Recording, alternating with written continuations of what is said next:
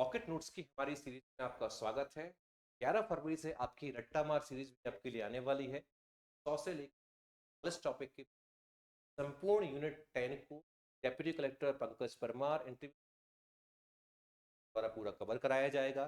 साथ में आप ये समझ के चलें कि ये जो पर्टिकुलर आपके टॉपिक्स हैं जो आप कवर करने वाले हैं, इन सारे टॉपिक के अंतर्गत वो बहुत महत्वपूर्ण पॉइंट्स कवर किए जाएंगे जो एग्जाम ओरिएंटेड है, और साथ में उनकी पीडीएफ नोट्स आपको रक्षा एकेडमी चैनल पे मिलेगी। तो ये पॉकेट नोट्स अलग है, रट्टा मार सीरीज आपकी अलग आ रही है, आप पूरा पढ़िए। टेस्ट कोर्स सब आपका अवेलेबल है। बात करते हैं गुप्तकालीन स्थापत्य की।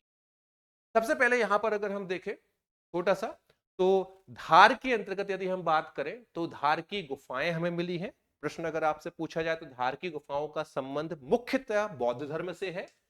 ठीक है, मुख्यतः किससे? बौद्ध धर्म से है। इनकी तुलना प्रश्न में पूछा गया है कि धार की जो बाघ गुफाएं हैं उनकी तुलना किससे की जाती है? वो तुलना की जाती है आपकी अजंता से। कहां से की जाती है? अजंता से। बार बार बता रहा हूं कि डेंजर फील्ड के द्वारा 1818 में इसकी क्या की गई थी? आपकी खोज की गई थी। कुल 9 गुफाएं मौजूद हैं जिसमें से 5 आज इस स्थिति में है जिसको आप देख सकते हैं। 1951 में राष्ट्रीय स्मारक के तौर पर इनको घोषित किया गया था। गुफा में 5 गुफाएं हैं। इनका नाम दिया गया है ग्रह गुफा, पंचपांडु गुफा। पहली कौन सी है? पहली है ग्रह गुफा। ये सीक्वेंस आपको याद रखना है। पहली है ग्रह गुफा, दूसरी है पंचपांडु गुफा, तीसरी है आपकी हाथी खाना, चौथी है रंग महल और पांचवी है पाठशाला। तो ग्रह गुफा, पंचपांडु, हाथी खाना, रंग महल और पाठशाला, इस तरीके से आपकी धार की जो गुप्तकालीन स्थापत्य के अंतर्गत बौद्ध धर्म से संबंधित 1951 में राष्ट्रीय स्मारक घोषित डेंजर फील्ड द्वारा खोज की गई 9 में से 5 गुफाओं के नाम ग्रह गुफा, पंचपांडु, हाथी खाना और रंगमहल पाठशाला है। इसका क्या रखना है? आपको ध्यान रखना है। इसकी तुलना जो की जाती है वो आपकी किससे की जाती है? अजंता के साथ में की जाती है। इस बात का आपको क्या रखना है? ध्यान रखना है। गुफाओं में भी चलते हैं हम यहाँ पर थोड़ा सा। तो यहाँ पर देखते हैं विदिशा में उदयगिरी की गुफाएं आपकी प्राप्त हुई हैं, ये आपको ध्यान देना है। खोज कनिंगम का नाम यहाँ पर आता है, सर्च कर लीजिएगा थोड़ा सा। ठीक है, टोटल नंबर ऑफ गुफाएं 20 है। हिंदू धर्म और जैन धर्म से संबंधित है। मुख्यतः 20वीं गुफा आपकी जैन धर्म से संबंधित है, बाकी हिंदू के वैष्णव और शैव से आपकी संबंधित है। परमार शासक जो उदयादित्य थे, परमार शासक जो उदयादित्य थे, उनके नाम पर उदयगिरी नाम पड़ा था। ठीक है, उदयादित्य के नाम पर परमार शासक उदयादित्य है। तो जहां तक मुझे याद है शायद भोज परमार राजा, राजा भोज के पौत्र थे। ये देख लीजिएगा आप लोग। ठीक है, प्रथम गुफा जो है ये, इसको सूरज गुफा के नाम से जानते हैं। गुफाओं के नाम याद रखना, कंफ्यूज मत होना। ठीक है, प्रथम गुफा सूरज गुफा के नाम जानते हैं। इसका निर्माण रामगुप्त ने कराया था।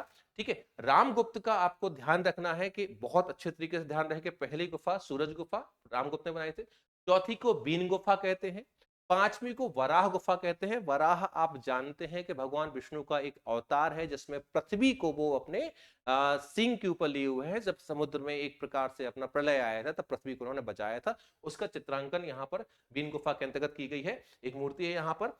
संख लिपि, जो जैसे आपकी ब्राह्मी लिपि होती है, अनलिपि होती है, तो संख लिपि का यहाँ पर उत्कीर्णन किया गया है। विश्व की प्राचीनतम लिपियों में से एक है। ये कौन सी गुफा है? आपकी पांचवी गुफा है। आपको ध्यान देना है।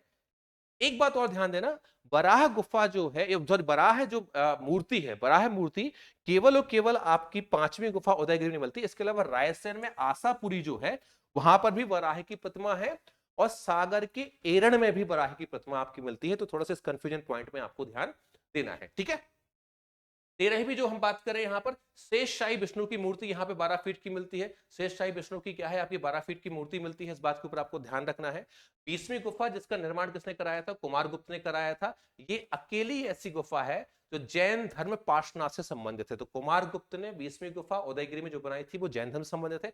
बाकी सबका हिंदू और शैव, हिंदू में भी वैष्णव और शैव धर्म से आपका संबंधित। जैसे आप देखेंगे जो 7वीं गुफा है, वीरसेन साहब का अभिलेख यहां पर मिलता है। ये वीरसेन साहब है, उनका अभिलेख यहां पर मिलता है। ये चंद्रगुप्त के क्या थे? आपके मंत्री थे। शिव को समर्पित क्या है? आपका एक मंदिर यहां पर इस गुफा के अंतर्गत आपको बताया गया। तो इस बात का आपको ध्यान रखना है। तो एक गुफा जो 20वीं है वो किससे संबंधित है? जैन धर्म से। बाकी शैव धर्म से संबंधित या विष्णु धर्म से संबंधित है, आपकी वैष्णव धर्म से संबंधित बाकी गुफाएं आपकी हैं। बौद्ध गुफाएं कौन सी हैं? धार की जो बाघ गुफाएं मैंने आपको बताई हैं वो क्या है? आपकी बौद्ध गुफाएं हैं, जिनको पंच पांडव गुफाएं भी कहते हैं। क्या कहते हैं? पंच पांडव गुफाएं से। इसके ऊपर आपको ध्यान रखना है। ठीक है, ये बहुत इंपॉर्टेंट है। छोटे छोटे फैक्ट है लेकिन कई बार आपके क्या है, पूछ लिए जाते हैं। और अगर और आपसे पूछा जाए कि जो उदयगिरी की गुफाएं हैं मुख्यतः किस शासक से संबंधित है, तो चंद्रगुप्त द्वितीय से संबंधित है। किससे? गुप्तकालीन चंद्रगुप्त द्वितीय से संबंधित है, इसका आपको ध्यान रखना है। फिर हम चलते हैं कुछ और जो आपके गुप्तकालीन स्थापत्य के अंतर्गत देखते हैं यहाँ पर, ठीक है। इसमें सागर में फिर से आपका एरण प्रसिद्ध है। एरण में एक विष्णु मंदिर है जहां पर वराह प्लस नरसिंह, मैंने क्या बोला, वराह प्लस नरसिंह दोनों की क्या है वहां पर मूर्तियां हैं आपकी। पूर्ण शासक तोरमाड़ की जानकारी यहां पर हमें इस स्थापत्य के साथ में मिलती है। अगेन वहां हमने क्या देखा था कि हूणों के आक्रमण की जानकारी मिलती है, पिछली क्लास में बताया। अब किसकी पर्टिकुलर, हूण शासक तोरमाड़ की जानकारी यहां पर हमें इस विष्णु मंदिर के आसपास से मिलती है।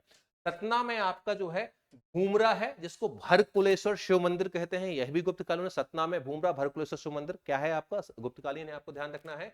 और खोह एक जगह है पन्ना के पास, आगे सतना पन्ना के बीच में एक नागौद जगह पड़ती है, वहां का आपका शिव मंदिर है। पन्ना में आपका, पन्ना सतना के आसपास बताया जाता है, लेकिन कई जगह पे कंफर्म जो है आपका पन्ना में है आपका नशना कोठार का पार्वती मंदिर। नशना कोठार का मंदिर किसको समर्पित है, पार्वती मंदिर है, इसका क्या रखना है, आपको ध्यान रखना है। कटनी में आपका तिगवा का विष्णु मंदिर है, जिसकी खोज आपकी कनिंगम ने की। कटनी में क्या है आपका, तिगवा का विष्णु मंदिर है, जिसकी खोज किसने की थी, आपकी कनिंगम ने की थी। अब ध्यान दीजिए, छोटे छोटे फैक्ट्स हैं, छोटे छोटे फैक्ट्स अगर आपको ये याद होते गए पॉकेट नोट्स के साथ में, तो आपके अगर 4 से 5 प्रश्नों की लीड मात्र 10 मिनट की क्लास को देखने के बाद आ रही है, और साथ में बने बनाए नोट्स आपको मिल रहे हैं, तो बुराई क्या है। रक्षा एकेडमी का टेलीग्राम चैनल ज्वाइन कीजिए, नोट्स निकाल लीजिए, क्लासेस को 10 मिनट में चलते फिरते कभी भी सुन लीजिए, एक अपनी फैक्ट फाइल तैयार कर लीजिए, आपका पूरा काम बन जाएगा। फिर रट्टा मार सीरीज पीछे से 11 फरवरी से आपकी आ ही रही है, जिसके अंतर्गत पूरी 10 यूनिट के इंपॉर्टेंट टॉपिक्स आपको 30-30 मिनट के वीडियोस के अंतर्गत कवर कराया जाएगा। 100 से 140 वीडियोस आपके वो होने वाले हैं। इंटरव्यू सिलेक्टेड लोगों ने वो आपके कराए हुए हैं। 501 की टेस्ट सीरीज में कुछ बहुत बढ़िया मैं 11 फरवरी को आपके अनाउंसमेंट करने वाला हूं, जिसमें आपको मजा ही आ जाएगा। वो 11 फरवरी को अनाउंसमेंट में आपके साथ में करूंगा, ध्यान दीजिएगा, वो आपको तब वहां पर मिल जाएगा। साथ में अदर एग्जाम जो है उसके लिए ऑफिसर्स बैच हमारा दिया हुआ है, सारे एग्जाम्स आपके कवर हो गए, वहां पर कंप्लीट आपको कराया जाएगा। और रणनीति 51 तो है ही, जिसके अंतर्गत आपके 80% तक का कंटेंट आपका दिया गया है। ये लास्ट मोमेंट है, अगर यहां पर आपने ध्यान नहीं दिया तो कहीं ना कहीं आपके साथ में दिक्कत हो जाएगी। कुछ अन्य तथ्य छोटे से देख लीजिएगा कि चंद्रगुप्त विक्रमादित्य के काल में फाहयान भारत आया था। फाहयान चीनी यात्री था जो भारत आया था चंद्रगुप्त विक्रमादित्य के काल में, जिसने मालवा की जलवायु को विश्व की सर्वश्रेष्ठ जलवायु के कहा था। और इसकी पुस्तक है फो क्यों की, क्या है आपका, फो क्यों की या फूखो की भी बोलते हैं कई बार। इसमें बौद्ध राज्यों का क्या मिलता है, आपका विवरण मिलता है। तो आज की क्लास में आपका इतना ही है। अगली क्लास के अंतर्गत हम कुछ प्राचीन नामों को देखेंगे जो आज परिवर्तित हो चुके हैं। उसके बाद में हम जो आपका एक जिला बचा हुआ है खंडवा, उस जिले के बारे में चर्चा करेंगे, आपका खंडवा बुरहानपुर के बारे में चर्चा करेंगे। और उसके बाद में आगे भी आपके जिले की क्लासेस आएंगी। ओडीओपी संबंधित मेरी एक क्लास आपकी आने वाली है, जीआई टैग से संबंधित आपकी क्लास आने वाली है। आगे मैं आपको बताता रहूंगा। अपना ध्यान रखें। जय हिंद, जय भारत।